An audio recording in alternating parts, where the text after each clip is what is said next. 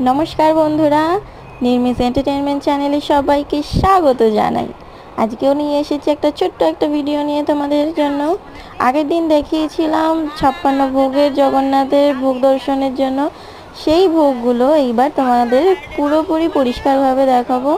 সেই ভোগগুলো সবাইকে আজকে বসিয়ে খাওয়ানো হয় যারা আসেন ভক্তগণ।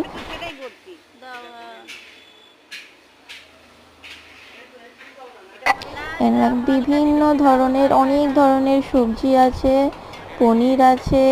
তোমরা নিজেরা গেস করো কি কি আছে এখানটায়, দেখতে পারো। মার হাতেও কিছু ভাজাভুজি ছিল সেখানে। আর এখানে হচ্ছে বিভিন্ন ধরনের ভাজা রয়েছে, ডাল আছে 2 রকমের। এই যে দেখো ভাজাগুলো কত সুন্দর লাগছে না দেখতে, বিভিন্ন ধরনের সবজি। আর এখানে হচ্ছে সবাইকে বসিয়ে খাওয়ানো হচ্ছে। আমার ভাই এই যে দিচ্ছে সবাইকে। সারা দিন ধরে খাওয়ানোর পর্ব চলতে থাকে। কিছু কিছু কিছু কিছু সব ভক্তগণ টুকটুক করে আসে।